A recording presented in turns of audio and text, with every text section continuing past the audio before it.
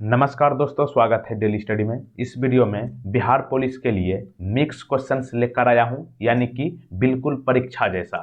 इस वीडियो में आपको हिंदी, इंग्लिश और जनरल साइंस और जनरल नॉलेज का क्वेश्चंस आपको मिलेगा और ये वीडियो रोज रात 7 बजे अपलोड होती है। और बिहार पुलिस कांस्टेबल में करेंट अफेयर्स का क्वेश्चंस काफ़ी पूछा जाता है।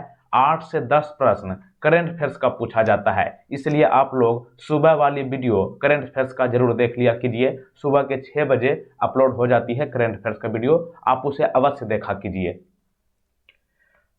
पहला प्रश्न आपके स्क्रीन पर, किसने 1857 के विद्रोह में कानपुर में सिपाहियों का नेतृत्व किया?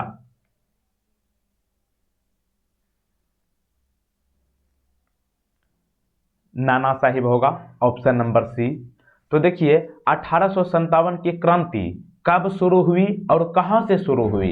तो देखिए 1857 की क्रांति 10 मई 1857 को शुरू हुई। कहां से हुई थी? उत्तर प्रदेश के मेरठ से। और ये धीरे धीरे कानपुर, बरेली, झांसी, दिल्ली, अवध इन जगहों पर फैल गई। और 29 मार्च 1857 को मंगल पांडे नाम के एक सैनिक ने अपने अधिकारियों के खिलाफ बैरकपुर छावनी में विद्रोह कर दिया और पेशवा बाजीराव के पुत्र नाना साहिब ने तात्या टोपे के साथ कानपुर में विद्रोह का नेतृत्व किया था। तो ध्यान रखिएगा, कानपुर का नेतृत्व 1857 की क्रांति में नाना साहिब के द्वारा किया गया था।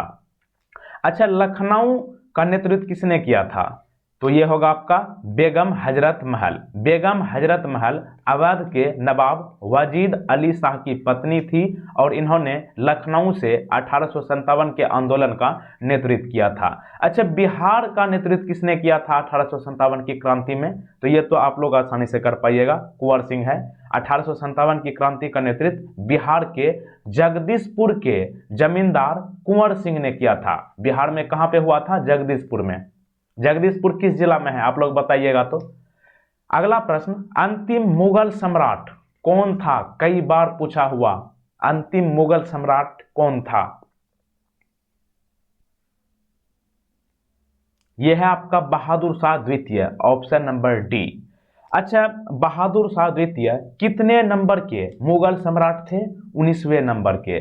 बहादुर शाह द्वितीय भारत में अंतिम मुगल सम्राट था और ये 19वें नंबर के मुगल सम्राट के रूप में कार्य किया था। और इन्होंने 1837 से 1857 तक मुगल वंश पर शासन किया और 1857 के विद्रोह के दौरान उन्हें प्रमुख बनाया गया था। और 1858 में ब्रिटिश हमले के कारण उन्हें रंगून भेज दिया गया और 1862 में रंगून में उनकी मृत्यु हो गई। डायरेक्ट प्रश्न आपसे इस तरह से पूछेगा कि बहादुर शाह द्वितीय जो कि अंतिम मुगल सम्राट था, इसकी मृत्यु कहां हुई थी? रंगून में। कब? 1862 में। और प्रथम मुगल सम्राट कौन था इंडिया में? बाबर था, जो कि आपको पता होगा पानीपत का प्रथम युद्ध हुआ था। अगला प्रश्न आपके स्क्रीन पर, एक फूल के प्रजनन अंग कौन सा है? प्रजनन अंग जिसे आप फर्टिलाइजेशन कहते हैं, तो ये होगा आपका पुंकेसर और अंडक, ऑप्शन नंबर सी। तो देखिए पुंकेसर को फूल के नर प्रजनन अंग के रूप में जाना जाता है। डायरेक्ट प्रश्न पूछेगा, जिस तरह से हम लोग मेल फीमेल यानी कि लड़का लड़की या फिर महिला पुरुष होते हैं, उसी तरह फूल का भी इस तरह होता है। तो डायरेक्ट आपसे प्रश्न पूछेगा कि फूल के नर भाग को क्या कहा जाता है, यानी कि मेल पार्ट को क्या कहते हैं? पुंकेसर कहते हैं। जबकि फूल का मादा यानी कि फीमेल पार्ट किसे कहते हैं? अंडक को कहते हैं। अगला प्रश्न हिंदी से, दामिनी किसका पर्यायवाची शब्द है? दामिनी मूवी आपको नहीं समझना है, दामिनी नाम का एक मूवी भी है, लेकिन यह दामिनी आपका हिंदी का क्वेश्चन है। दामिनी किसका पर्यायवाची शब्द है?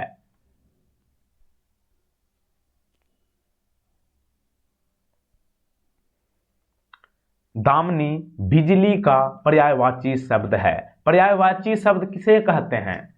तो देखिए सरल शब्दों में जिन शब्दों के अर्थ में समानता होती है उन्हें समानार्थक या फिर समानार्थी या फिर पर्यायवाची शब्द कहते हैं। यानी कि सेम मीनिंग देना चाहिए, जैसे कि अटल, अविचल, अडिग, ये सभी का मतलब एक ही होगा। उसी तरह बिजली का दूसरा नाम दामिनी हो जाएगा। उदाहरण के लिए आप लोग याद रखिएगा, घी का पर्यायवाची, घी को घृत कहते हैं, नवनीत कहते हैं और अमृत कहते हैं। चमक को क्या क्या कह सकते हैं? ज्योति, प्रकाश और प्रभा। ऊर्जा को क्या कहते हैं? बल, शक्ति, स्फूर्ति। अगला प्रश्न, सूर्य से प्रकाश कितने मिनट में पृथ्वी तक पहुंचता है औसतन? सूर्य की रोशनी जो पृथ्वी पर आती है कितना मिनट में आती है? 8 मिनट होगा, ऑप्शन नंबर ए। तो देखिए, सूर्य की रोशनी को सूर्य से पृथ्वी तक पहुंचने में औसतन यानी कि एवरेज 8 मिनट 20 सेकेंड का समय लगता है। और सूर्य और पृथ्वी के बीच की दूरी कितना मिलियन किलोमीटर है? तो होगा आपका 149.6 मिलियन। औसतन आप 150 मिलियन किलोमीटर मान सकते हैं एवरेज में, लेकिन ऑप्शन में आपको यही रहेगा 149.6 या फिर इसके करीब भी आ सकता है। और आप लोग ये सोचते होंगे कि सूर्य से पृथ्वी की दूरी किसने मापा, कैसे मापा होगा इतना दूरी? तो देखिए, सूर्य और पृथ्वी के बीच की दूरी जो है प्रकाश वर्ष से मापा जाता है। डायरेक्ट प्रश्न पूछा जाता है कि लंबी दूरी को मापने के लिए किस यंत्र का इस्तेमाल करते हैं? प्रकाश वर्ष। सूर्य के द्रव्यमान में क्या क्या होता है, यानी कि सूर्य जो है किस मिश्रण का बना होता है? हाइड्रोजन और हीलियम से, जिनमें कि हाइड्रोजन की मात्रा सबसे होता है 73%, बहुत ज्यादा हो जाता है, और हीलियम 25% होता है, और इसके बचे कुछ अन्य पदार्थ होते हैं। तो यहाँ पे डायरेक्ट आपसे प्रश्न ये पूछेगा कि सूर्य के द्रव्यमान में हाइड्रोजन का मात्रा कितना प्रतिशत होता है? 73%। या फिर सूर्य में सबसे ज्यादा क्या होता है? हाइड्रोजन होता है। स्वामी दयानंद सरस्वती कौन से संस्थान के संस्थापक थे? यानी कि स्वामी दयानंद सरस्वती ने इनमें से कौन सी संस्थान की स्थापना की थी? आर्य समाज होगा, ऑप्शन नंबर सी। तो देखिए, आर्य समाज की स्थापना कब की गई थी? स्वामी दयानंद सरस्वती द्वारा 1875 में आर्य समाज की स्थापना की गई थी। वेदों की ओर लौटो, ये नारा किसने दिया था? स्वामी दयानंद सरस्वती ने। और इन्होंने कुछ प्रमुख किताबें लिखी है, जैसे कि सत्यार्थ प्रकाश, वेद भाष्य भूमिका और वेद भाष्य।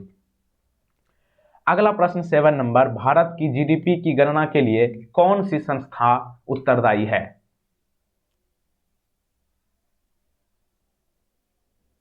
भारत की जीडीपी की गणना के लिए केंद्रीय सांख्यिकी कार्यालय जिम्मेदार है, ऑप्शन नंबर सी। यानी कि केंद्रीय सांख्यिकी कार्यालय ने भारत की जीडीपी को तैयार करने का रूपरेखा लिया है।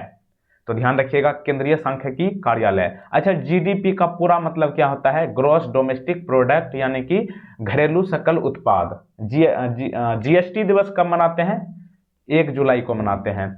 सीएसओ यानी कि केंद्रीय सांख्यिकी कार्यालय को इंग्लिश में क्या कहते हैं? सेंट्रल स्टैटिस्टिक्स ऑफिस, शॉर्ट में सीएसओ। कभी कभी सीएसओ का पूरा नाम पूछ लेता है, सेंट्रल स्टैटिस्टिक्स ऑफिस।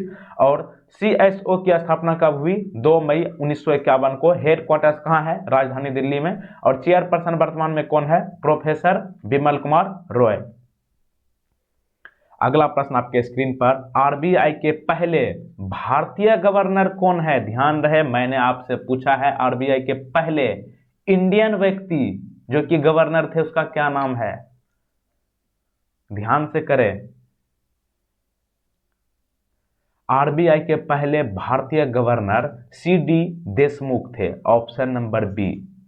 आरबीआई की स्थापना कब हुई? 1 अप्रैल 1935 को। कहां हुई थी? पश्चिम बंगाल की राजधानी कोलकाता में, लेकिन इसका हेडक्वार्टर मुंबई में है। आरबीआई का पूरा नाम क्या होता है? Reserve bank of India. और स्थापना तो 1 अप्रैल 1935 को की गई थी, और इसका राष्ट्रीयकरण यानी कि नेशनलाइजेशन कब किया गया? 1 जनवरी 1949 को। और आरबीआई में कितने अधिकारी होते हैं? तो 1 होता है गवर्नर, और 4 डिप्टी गवर्नर होता है, और 2 वित्त मंत्रालय के प्रतिनिधि होता है। और यहाँ पे आप जो देख रहे हैं ओसबोर्न स्मिथ, मैं आपको ये बताया था, ये ओसबोर्न स्मिथ आरबीआई के क्या थे? आरबीआई के पहले गवर्नर थे, लेकिन ये इंडियन नहीं था। और प्रश्न में आपसे क्या पूछा गया है कि आरबीआई के पहले भारतीय गवर्नर, तो तो ये होगा आपका सी.डी. देशमुख। आरबीआई के पहले भारतीय गवर्नर सी.डी. देशमुख 1943 से 1949 तक रहे थे। और एकमात्र प्रधानमंत्री जो आरबीआई के गवर्नर थे उसका क्या नाम था? मनमोहन सिंह। ये 1982 से 1985 तक रहे थे। और 2009 से 2014 तक आप लोग देखे होंगे ये 2 बार प्रधानमंत्री भी रहे हैं। आरबीआई की पहली महिला डिप्टी गवर्नर कौन थी? के.जे. उदेसी। और वर्तमान गवर्नर कौन है? शक्तिकांत दास। अगला प्रश्न इंग्लिश का, समथिंग दैट इज जेन्युइन, मतलब इसका एक वर्ड बताना है। इसका जो है शॉर्ट में क्या कहेंगे, यानी कि हिंदी में होता है ना अनेक शब्द का एक शब्द, वही हुआ समथिंग दैट इज जेन्युइन। इसका एक शब्द क्या होगा? सबसे पहले हम आपको हिंदी बता देते हैं। समथिंग मतलब होता है कुछ चीज, दैट मीन्स जो, इज मीन्स है जानते हैं, जेन्युइन मतलब प्रमाणित या फिर ओरिजिनल कह सकते हैं, यानी कि वह चीज जो ओरिजिनल हो या फिर ऑथेंटिक हो, यानी कि प्रमाणित हो, रियल हो, उसे क्या कहेंगे? समथिंग दैट इज जेन्युइन, वह चीज जो ओरिजिनल या फिर रियल हो, हकीकत हो, उसे ऑथेंटिक कहेंगे। ऑप्शन नंबर सी सही जवाब होगा। इनके अलावा अनरियल, अनरियल का मतलब क्या होता है? रियल मीन्स क्या होता है? हकीकत यानी कि सच्चाई, और इसमें अन लगल है UN तो निगेटिव हो गया, यानी कि इमेजिनरी, काल्पनिक जिसे कह सकते हैं, इल्यूजरी का भी कह सकते हैं। मतलब अनरियल का मतलब इमेजिनरी हो गया, काल्पनिक। ओके। एकेडमिक का मतलब क्या होता है? तो आप लोग बहुत सारे स्कूल का नाम सुने होंगे, DAV एकेडमिक, ऐसे करके बहुत कॉलेज वगैरह है। तो एकेडमिक जो है ये जो है एजुकेशन और स्कॉलरशिप से संबंधित है, यानी कि शिक्षा के क्षेत्र से संबंधित है। ऑथेंटिक मतलब हो गया real, undisputed, origin and not a copy, यानी कि ये किसी का डुप्लीकेट नहीं बल्कि रियल होगा, ऑथेंटिक। तो यही आपका आंसर सही जवाब है। मजेस्टिक की बात करें, मजेस्टिक मतलब होता है हैविंग और शोइंग इंप्रेसिव ब्यूटी और स्केल, मतलब एक भव्य आयोजन, जैसे कि मेला वगैरह, सोनपुर मेला हो गया आपका, क्या हो गया? सोनपुर जो है भव्य आयोजन वहां पे लगता है, तो उसको मजेस्टिक कह सकते हैं। अगला प्रश्न आपके स्क्रीन पर आता हुआ, कौन सा हार्मोन रक्त शर्करा को बहुत कम होने से बचाता है?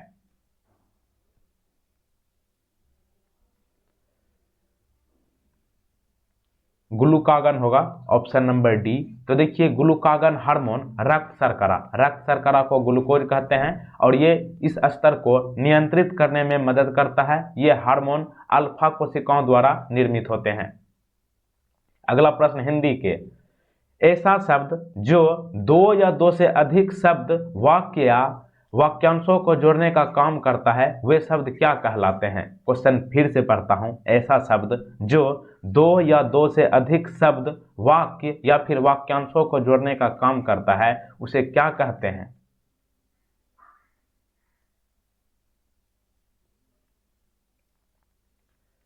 उसे समुच्चय बोधक कहते हैं, ऑप्शन नंबर सी। इनके अलावा ऑप्शन से चलते हैं। क्रिया विशेषण किसे कहते हैं? क्रिया विशेषण जिन शब्दों से क्रिया की विशेषता का पता चले उसे क्रिया विशेषण कहते हैं। जैसे कि वह धीरे धीरे खाना खाता है, वह खाना कैसे खाता है? धीरे धीरे ना, तो ये हो गया आपका क्रिया विशेषण। अगला देखिए यहाँ पे क्या है, संबंध बोधक। संबंध बोधक किसे कहते हैं? वे शब्द जो संज्ञा सर्वनाम शब्दों को अन्य संज्ञा सर्वनाम शब्दों के साथ संबंध का बोध कराते हैं, उसे संबंध बोधक कहते हैं। जैसे कि मंदिर के पास नदी है, किसके पास नदी है? मंदिर के पास ना, तो ये हो गया आपका संबंध बोधक। अगला क्या है? समुच्चय बोधक, जो कि आपका आंसर है। समुच्चय बोधक का मतलब 2 शब्दों या वाक्यों को जोड़ने वाले संयोजक शब्द को समुच्चय बोधक अव्यय कहते हैं। जैसे वह दफ्तर से आया और सो गया। देखिए वही व्यक्ति 2 काम किया ना, वो तो पहले दफ्तर से आया उसके बाद फिर सो गया, ये मतलब 2 शब्द का जुड़ा हुआ है, हो गया आपका समुच्चय बोधक। अगला है विस्मयादि बोधक। विस्मयादि बोधक किसे कहते हैं? जिन शब्द में घृणा, हर्ष, शोक, आश्चर्य के भाव प्रकट और विस्मयादि बोधक हो, उसे विस्मयादि बोधक कहते हैं। जैसे कि वाह तुमने बिहार पुलिस में सिलेक्शन ले लिया, मतलब यहाँ पे 2 तरीका का हो सकता है। आश्चर्य करने मतलब लायक आप नहीं होंगे, लेकिन फिर भी आपने सिलेक्शन ले लिया अपनी मेहनत के दम पर, तो आश्चर्य तो करना ही पड़ेगा भाई। तो आप लोग जल्दी से जल्दी सिलेक्शन ले लीजिए बिहार पुलिस में। तो यहाँ पे आपका क्या हो गया, वाह तुमने बिहार पुलिस में सिलेक्शन ले लिया, मतलब विस्मयादि बोधक। और यहीं पे आप लोग का जो पड़ोसी होगा, जो आपसे जलते होंगे, उसको तो क्या होगा, घृणा करेंगे वो आपसे। अगर आपका सिलेक्शन होता है तो आपको क्या है, उसको करारा जवाब देना है। कहा जाता है ना कि ईंट का जवाब पत्थर से नहीं देना चाहिए। ईंट का जवाब पत्थर से कभी मत देना है। ईंट के फेंके हुए ईंट को आप जो है ना उसको लेकर के घर बना लिया कीजिए, ठीक ना। अगर कोई कहे ईंट से मारे, समझ गए होंगे मैं क्या कहना चाहता था। अगला प्रश्न आपके स्क्रीन पर, इनमें से कौन एक रक्त समूह नहीं है, ब्लड ग्रुप होता है ना, इनमें से कौन सा एक ब्लड ग्रुप नहीं है।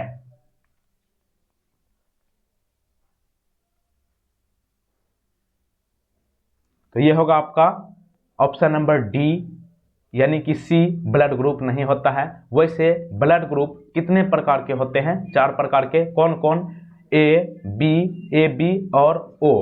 और रक्त समूह और RH फैक्टर की खोज किसने की, कार्ल लैंडस्टीनर ने।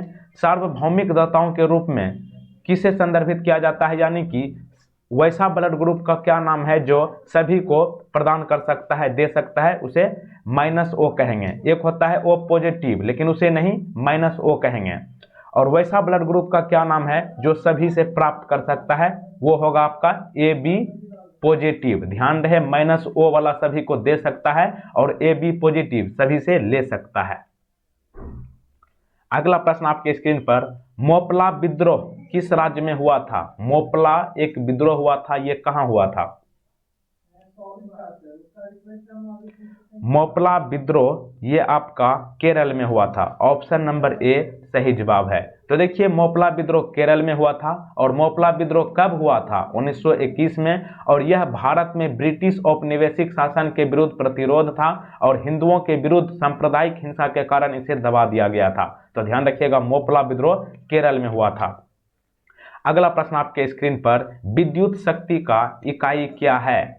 आसान है, लेकिन आपको यहाँ पे समझने की जरूरत है। इसमें ज्यादातर आपको एक्सप्लेन करने की कोशिश करेंगे। विद्युत शक्ति का SI इकाई क्या है, तो ये होगा आपका वाट। Option number D. तो देखिए, एक वाट को प्रति सेकेंड 1 जूल की ऊर्जा खपत दर के रूप में परिभाषित किया गया है। और 1 वाट बराबर क्या होता है, 1 जूल बटे 1 सेकेंड। 1 वाट बराबर क्या होगा, 1 जूल बटे 1 सेकेंड। ओके, फॉर्मूला हो गया, कभी कभी पूछ लेता है। अगला प्रश्न इंग्लिश का, which of the following options best combines the 2 given sentences, यानी कि इनमें से आपको बताना है कि सेम मीनिंग देना चाहिए। जैसे this is my cousin, his name is Anil. Hindi इसका क्या हुआ, यह मेरा कजिन है। कजिन को हिंदी में क्या कहते हैं, चचेरा भाई या फिर चचेरा बहन। दिस इज माई कजिन, इसका नाम अनिल है, हिज नेम इज अनिल। यही मीनिंग देना चाहिए। बताइए इनमें से कौन सा सही होगा।